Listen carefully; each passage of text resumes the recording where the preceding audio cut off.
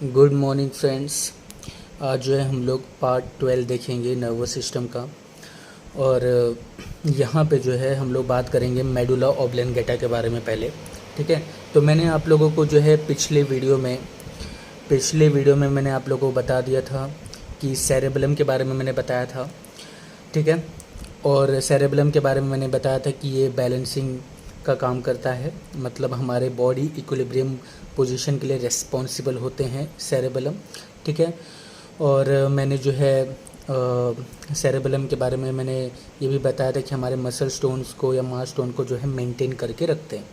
ठीक है, और भी ज़्यादा फंक्शन होते हैं जैसे कि बाइसाइक्लिंग, वॉकिंग, है कि नहीं, रनिंग। तो इन सब को भी जो मेंटेन करता है वो कौन करता है? सेरेबेलम करता है। ठीक है, तो सेरेबेलम जो होता है वो एक तरीके का हमारे बॉडी को इक्विलिब्रियम पोजीशन पे रखता है। आज जो हम लोग बात करते हैं मेडुला ऑब्लेंगेटा की। तो यहाँ पे देखो, पहले मैंने तो एक डायग्राम बनाया है। इस डायग्राम की चर्चा को हम लोग बाद में करेंगे, लेकिन हम लोग सबसे पहले जो है मेडुला ऑब्लेंगेटा के बारे में समझते हैं।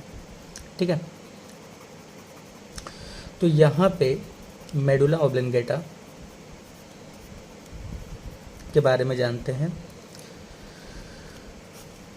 देखो, मेडुला ऑब्लेंगेटा का सबसे पहले जो है पोजीशन जान लेते हैं इस डायग्राम के माध्यम से। यहाँ पे ये जो देखो, ये ऊपर वाला जो हिस्सा जो होगा वो सेरेब्रम होगा। सेरेब्रम में क्या होता है? 2 ऑल्फैक्टरी लोब्स होते हैं। ठीक है, ये क्या होता है? ये डायंसिफेलॉन है। इसके ऊपर जो है, इस डायंसिफेलॉन के ऊपर क्या है? पीनियल ग्लैंड है। और इसके नीचे क्या होता है? पिट्यूटरी ग्लैंड है। ठीक है, ये सब के बारे में मैंने आप लोगों को ऑलरेडी पिछले वीडियो में मैंने बता दिया था। ठीक है, अभी देखो, इन सब के बारे में मैं पूरी तरह चर्चा करूंगा। पहले जो है मेडुला ऑब्लेंगेटा के बारे में चर्चा कर लेते हैं। देखो, ये जो रीजन दिख रहा है, ये वाला जो रीजन दिख रहा है आप लोगों को, यही मेडुला ऑब्लेंगेटा का रीजन है। ठीक है, यही मेडुला ऑब्लेंगेटा का प्लेस है। पहले मेडुला ऑब्लेंगेटा के बारे में, मतलब उसके कुछ फंक्शन के बारे में पहले जान लेते हैं। तो मेडुला ऑब्लेंगेटा जो होता है वो किसके लिए रिस्पॉन्सिबल होता है? याद रखिएगा, ये ना बेसिकली रिफ्लेक्स एक्शन के लिए रिस्पॉन्सिबल होते हैं। याद रखिएगा, रिफ्लेक्स एक्शन का मतलब होता है कि ऐसा इम्पल्स जो कि बहुत ही ज़्यादा तेज़ हो। ठीक है, नॉर्मल इम्पल्स से ज़्यादा अगर कोई चीज़ एक्शन होती है या फिर कोई चीज़ हमारी बॉडी के लिए नेसेसरी होती है, नॉर्मल बॉडी फंक्शन के लिए नेसेसरी होती है, ज़्यादा उस एक्शन का जल्दी इम्पैक्ट पड़ता है, तो उसे हम रिफ्लेक्स एक्शन कहते हैं। ठीक है, अब ये जो रिफ्लेक्स एक्शन होता है, यहाँ पे एक मैंने आप लोगों को एक मैंने जो है ऑडियो में एक्सप्लेनेशन किया था। हैरिंग्स ब्रीवर रिफ्लेक्स, इसके बारे में मैंने आप लोगों को बताया था कि इसमें भी ये क्या करता है, इसमें भी जो है मेडुला ऑब्लेंगेटा रिस्पॉन्सिबल होता है। यानी जैसे कि हम लोग सांस लेते हैं, तो सांस लेते समय जो है ज़्यादा इनहेलेशन ना हो जाए, और ज़्यादा इनहेलेशन की वजह से जो है अल्वियोली सैक ना फट जाए, उसके लिए ये हैरिंग ब्रीवर रिफ्लेक्स जो होता है उस पे ये काम करता है। यानी जो है, जो भी सिग्नल इनपुट जाते हैं इस मेडुला ऑब्लेंगेटा से, तो मेडुला ऑब्लेंगेटा क्या करता है कि नॉर्मल इनहेलेशन करवाता है, ताकि जो है अल्वियोली सैक जो है उस पे, अल्वियोली सैक के अंदर नॉर्मल एयर रहे।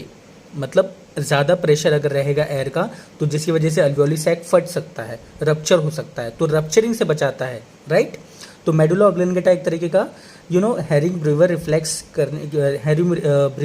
रिफ्लेक्स के लिए रिस्पॉन्सिबल होते हैं। ठीक है, दूसरा जो है इसका, ये स्नीजिंग में भी हेल्प करते हैं। ठीक है, स्नीजिंग में भी जो है मतलब रिस्पॉन्सिबल होंगे, कफिंग के लिए होंगे। ठीक है, और देखो, पिछले वीडियो में आप लोगों को मैंने ये बताया था कि जो जो सेंटर्स होते हैं, कार्डियोवैस्कुलर सेंटर्स, वोमिटिंग सेंटर्स, है ना, रेस्पिरेटरी रिदम सेंटर्स, जो भी सेंटर्स थे, ठीक है, मैंने आप लोगों को बताया था। वो मैंने जो है, देखो, मैंने बताया था आप लोगों को सेरेबेलम के बारे में। ठीक है, तो वो सेरेबेलम के बारे में जब बता रहा था, तो वो सेंटर्स के बारे में ही बता रहा था मैं। तो वो सेंटर्स जो एक्चुअली है ना, वो इस मेडुला ऑब्लेंगेटा में आएंगे। ये इसको आप लोग करेक्ट कर लीजिएगा। तो यहाँ पे हम सेंटर्स की बात करें तो मेडुला ऑब्लिंगेटा में जो सेंटर्स पाए जाते हैं वो कौन कौन से सेंटर्स पाए जाते हैं? रेस्पिरेटरी रिदम सेंटर पाया जाएगा, ठीक है। दूसरा सेंटर कौन सा होगा? कार्डियोवैस्कुलर सेंटर होगा, ठीक है। और तीसरा जो होगा वो होगा वोमिटिंग सेंटर होगा। क्या होगा? वोमिटिंग सेंटर होगा। और एक और मतलब और भी होता है, जैसे कि एक होता है गैस्ट्रोवैस्कुलर सेंटर भी इसमें ही होता है, यानी जो भी गैस्ट्रोवैस्कुलर एक्टिविटी होती है बॉडी में उनको भी ये कंट्रोल करके रखता है, ठीक है।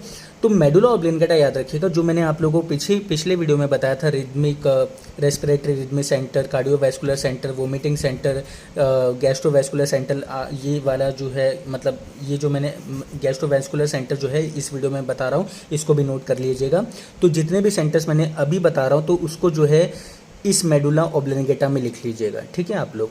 और सेरेबेलम के बारे में बस इतना ही जान लीजिए कि वो बॉडी इक्विलिब्रियम पोजीशन के लिए रिस्पॉन्सिबल होते हैं, वॉकिंग, रनिंग, स्विमिंग, ओके, जो भी हैं इन सब के लिए रिस्पॉन्सिबल होते हैं, बस इतना उसके लिए लिख लीजिएगा।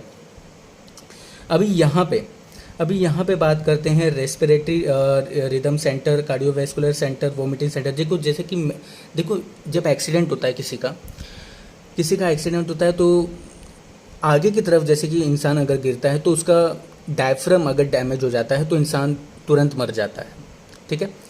और अगर पीछे की तरफ अगर उसे चोट लगती है या ब्रेन में उसको चोट लगती है तो ब्रेन के हिस्से में अगर मेडुला ऑब्लिंगेटा में चोट लगता है तो उस इंसान की मौत तुरंत हो जाती है।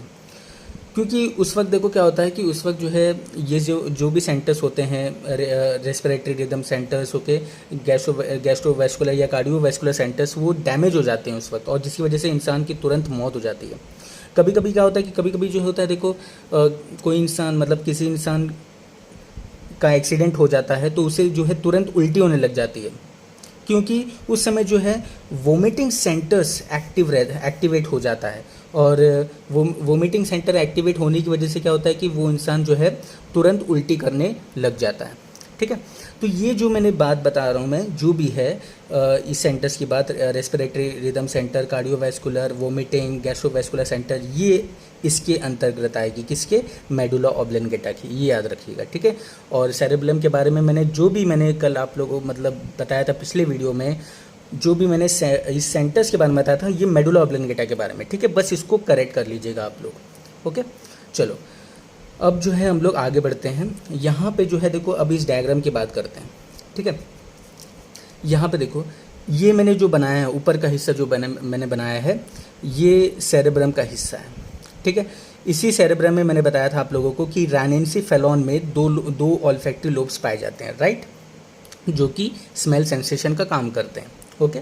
तो मैंने आप लोगों को पिछले वीडियो में सारी की बातें बताई थी ऑल्फैक्टरी लोब्स के बारे में। और मैंने ये भी बताया था कि जो थैलेमस होता है वो एक लौता, मतलब उसमें एक्सेप्शन केस होता है कि थैलेमस जो होता है वो स्मेल सेंसेशन को रिसीव नहीं करता, ठीक है। उसके बदले मतलब वो सारे सेंसेशन को रिसीव करेगा। थैलेमस जो है सारे सेंसेशन को रिसीव करता है, टच, पेन, प्रेशर, जितने भी हैं, लेकिन स्मेल सेंसेशन को वो रिसीव नहीं करता, ओके। तो उसके बदले मैंने आप लोगों को बताया था कौन करता है। सबसे पहले जो है नेसल चैम्बर में जो ऑल्फैक्टरी चैम्बर होता है, सबसे पहले वो स्मेल सेंसेशन को रिसीव करता है, फिर जाके वो इस ऑल्फैक्टरी लोब्स में फाइनली दे देता है, ठीक है। और ऑल्फैक्टरी लोब्स जो होती है वो फाइनली जो है टेम्परल लोब्स के ऑल्फैक्टरी एरिया पर अपना सिग्नल इनपुट भेज देता है with the help of the olfactory tract. ये सब जो भी मैं बता रहा हूँ ये मैंने पिछले वीडियो में बताया है, ठीक है। अब देखो यहाँ पे इसके नीचे बात करें। अब यहाँ पे मैंने ये डायनेंसीफेलॉन बनाया है। इस डायनेंसीफेलॉन के बारे में मैंने ऑलरेडी बता दिया था कि एक रूम जैसे होता है, ठीक है। ऊपर वाला जो होता है वो छत कहलाता है, रूफ कहलाता है। इसके ऊपर जो होता है पी लाइक स्ट्रक्चर होता है, मटर के जैसे छोटा सा दाना, मतलब मटर के दाने जैसा एक छोटा सा स्ट्रक्चर होता है जिसको हम क्या कहते हैं? पीनियल ग्लैंड कहते हैं। और ये जो फ्लोर होता है इसको हम हाइपोथैलेमस कहते हैं। और इसी हाइपोथैलेमस से एक इन्फेंडिबुलम जुड़ा हुआ रहता है और इसी इन्फेंडिबुलम से एक स्ट्रक्चर लटका होता है जिसको हम क्या कहते हैं? पिट्यूटरी ग्लैंड कहते हैं, ठीक है। ये सब के बारे में मैंने बता दिया था डायनेंसीफेलॉन के बारे में। अब देखो यहाँ पे यहाँ पे ये दो स्ट्रक्चर दिख रहा है आप लोगों को, ये वाला, ये दो स्ट्रक्चर और ये जो दो स्ट्रक्चर, ये दो स्ट्रक्चर और ये दो स्ट्रक्चर, ये दो स्ट्रक्चर जो है, ये वाला देखो, ये वाला, ये वाला, और एक मिनट पेन नहीं चल रहा है, हाँ ठीक, और ये वाला, ये दो स्ट्रक्चर जो है आपका क्या कहलाएगा, सुपेरियर कॉलिकुला, ओके। और ये जो दो है स्ट्रक्चर जो है, ये वाला दो, ये दो मैंने दो डॉट जैसे स्ट्रक्चर बनाया है, ये आपका हो जाएगा इन्फेरियर कॉलिकुला, ओके। तो दो सुपीरियर कॉलिकुला होते हैं और दो इन्फेरियर कॉलिकुला होते हैं, मैंने आप लोगों को इसके बारे में बता दिया था, ठीक है, जो कि मिड ब्रेन में पाया जाता है। और ये जो दो सुपीरियर कॉलिकुला होता है, ये हेड रोटेशन में मदद करते हैं। कब? ये जो सुपीरियर, मतलब ये दो सुपीरियर कॉलिकुला होता है, ये हेड रोटेशन में हेल्प करेगा। कब? ड्यूरिंग विजन जब देखेंगे इंसान को, तब हेड रोटेशन करता है, किसकी मदद से? इसी सुपीरियर कॉलिकुला की मदद से। और इन्फीरियर कॉलिकुला की मदद से मैंने ऑलरेडी आप लोगों को बता दिया, दो इन्फीरियर कॉलिकुला की मदद से जो है हेड रोटेशन करता है ड्यूरिंग ऑडिटरी, या फिर कह सकते हैं कि जब आवाज़ सुनते हैं या फिर हियरिंग प्रोसेस होती है, तब जाके ये जो है इन्फीरियर कॉलिकुला एक्टिव रहता है और तब जो है हम अपने हेड को रोटेट कर पाते हैं, ठीक है। तो this inferior colliculus is responsible for the head rotation during hearing, okay, ठीक है। अब नीचे चलते हैं, नीचे आते हैं। इसी नीचे के अंदर देखो, ये यहाँ पे इस सेरेबलम, ये आप लोगों को दिख रहा है, ये है लेफ्ट सेरेबुलर हेमिस्फेयर और ये है राइट सेरेबुलर हेमिस्फेयर। ये पूरा देखो, ये पूरा क्या है? सेरेबलम है। और इसी सेरेबलम, यही जो पूरा सेरेबलम है, इसका पार्टीशन मैंने किया है, ये लेफ्ट सेरेबुलर हेमिस्फेयर है और ये राइट सेरेबुलर हेमिस्फेयर है। और इस लेफ्ट और राइट सेरेबुलर हेमिस्फेयर को जोड़ने का काम कौन करता है? मैंने बताया था आप लोगों को, पोन्स करता है इन वेंट्रल साइड से कनेक्ट करता है दोनों हेमिस्फेयर को, दोनों सेरेबुलर हेमिस्फेयर को कनेक्ट करता है कौन? पोन्स इन वेंट्रल साइड, ओके। और डोर्सल साइड से कौन कनेक्ट करेगा? मैंने बताया था वर्मिस करता है, ठीक है। अब नीचे आते हैं और नीचे आते हैं तो नीचे जैसे ही आएंगे तो यहाँ पे आता है अब हमारा मेडुला ऑब्लेंगेटा, जो कि आज हम इसी वीडियो में इसके बारे में बात करेंगे, ठीक है। और ये जो होता है, ये क्या है? ये एक अपर्चर होता है जो कि ऑक्सीपिटल बोन में पाया जाता है और इसी फोरामेन जैसी मेडुला ऑब्लेंगेटा मैंने आप लोगों को बताया था, मेडुला ऑब्लेंगेटा जो होता है इसी फोरामेन मैग्नम से जैसे ही गुजर के जाता है तो ये किस में बदल जाता है? स्पाइनल कॉर्ड में बदल जाता है, ठीक है। मतलब स्पाइनल कॉर्ड ही एक तरीके का मेडुला ऑब्लेंगेटा ही है, जो कि फोरामेन मैग्नम को क्रॉस करने के बाद ये स्पाइनल कॉर्ड में तब्दील हो जाता है या बदल जाता है, ठीक है। तो मेडुला ऑब्लेंगेटा जो है जैसे ही फोरामेन मैग्नम से पास आउट होता है तो ये स्पाइनल कॉर्ड के फॉर्म में आ जाता है, ठीक है। चलो अब देखो, मैंने जो है एक चीज़ बताई थी आप लोगों को,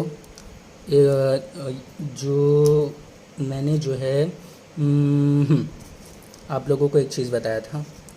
यहाँ पे देखो, मैं एक डायग्राम बना रहा हूँ यहाँ पे।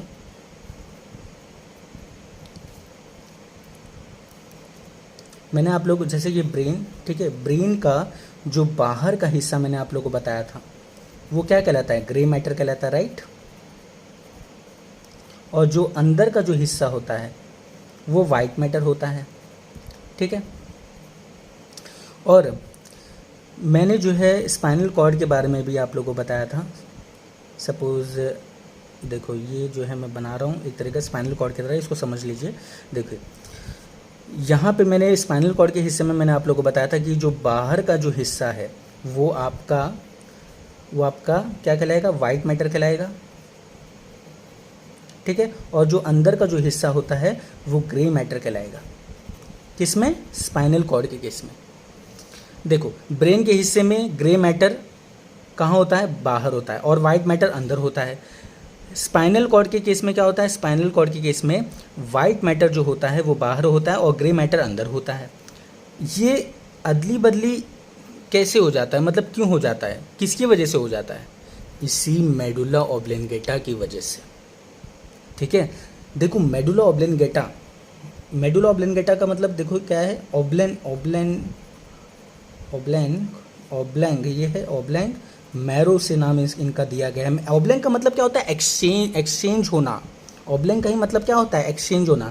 किसका एक्सचेंज हो रहा है यहाँ पे? यहाँ पे देखो ग्रे मैटर और वाइट मैटर का यहाँ पे एक्सचेंज हो रहा है। ग्रे मैटर, ब्रेन की बात अगर करें तो ग्रे मैटर क्या है? ग्रे मैटर बाहर है और वाइट मैटर अंदर है। मैंने इसका ट्रिक बताया था आप लोगों को, BWI करके मैंने एक ट्रिक बताया था। ब्रेन वाइट इनसाइड, मतलब ब्रेन में जो वाइट मैटर है वो इनसाइड है, ठीक है। तो वाइट मैटर जो होता है वो इनसाइड होता है और ग्रे मैटर जो होता है वो आउटसाइड होता है। किस केस में? ब्रेन के केस में। लेकिन स्पाइनल कॉर्ड के केस में वाइट मैटर जो होता है वो बाहर होता है और ग्रे मैटर जो होता है वो अंदर होता है, ठीक है। और ये जो ग्रे मैटर होता है ये एक तरीके का बटरफ्लाई शेप होता है या फिर एच शेप की तरह होता है, ठीक है। ये भी मैंने आप लोगों को बताया था। तो ये एक्सचेंज कैसा हुआ ग्रे मैटर और वाइट मैटर? इसी मेडुला ऑब्लिंगेटा में। जैसे ही याद रखिएगा, जैसे ही जो है जो ग्रे मैटर और वाइट मैटर होता है इसी मेडुला ऑब्लिंगेटा पे आ जाते हैं तो इनका एक्सचेंज होना शुरू हो जाता है, मतलब एक्सचेंज हो जाते हैं ये, ठीक है, मेडुला ऑब्लिंगेटा में। तो मेडुला ऑब्लिंगेटा में ये एक्सचेंज हो जाते हैं, मतलब ग्रे मैटर वाइट मैटर, मतलब समझ लीजिए कि जो ग्रे मैटर है ब्रेन में, ग्रे मैटर जो है ब्रेन में वो कहाँ पर है? बाहर है ना। तो जैसे स्पाइनल कॉर्ड में आ जाते हैं ग्रे मैटर अंदर चले जाते हैं स्पाइनल कॉर्ड में, ठीक है। और जो वाइट मैटर है ब्रेन में वो अंदर है, ठीक है। और जैसे ही स्पाइनल कॉर्ड में के फॉर्म में आएंगे तो वाइट मैटर क्या होगा? वाइट मैटर स्पाइनल कॉर्ड में बाहर चला जाएगा, ठीक है। तो इस तरह से ही वो एक्सचेंज हो जाता है, ओके। तो ऐसे समझ लो सिंपल भाषा में, ग्रे मैटर जो होता है, ग्रे मैटर वो ब्रेन में कैसा होगा? ब्रेन में जो है बाहर होगा, वाइट मैटर जो होगा ब्रेन में अंदर होगा, ठीक है। इसका उल्टा हो जाता है किसमें? स्पाइनल कॉर्ड में। बस इतना सिंपल सी बात है। तो सिंपल सी बात है, मतलब स्पाइनल कॉर्ड में जो है वाइट मैटर जो है वो बाहर होंगे और ग्रे मैटर जो होंगे वो अंदर होंगे, सिंपल, ओके, दैट्स इट। तो ये रही बात किसकी? मेडुला ऑब्लिंगेटा की, ओके। अब जो है और कुछ बता देते हैं आप लोगों को। हाँ, इस लिम्बिक सिस्टम के बारे में बता देते हैं। चलो, एक से लिम्बिक सिस्टम, चलो नेक्स्ट वीडियो में बता देते हैं, राइट। अभी तो नहीं तो वीडियो लंबा हो जाएगा बहुत ज़्यादा। तो आप लोग जो है इसको अच्छे से देख लीजिएगा। फिर अभी मैं नेक्स्ट वीडियो अभी बनाता हूँ, तो फिर नेक्स्ट वीडियो में इसको कंटिन्यू करते हैं।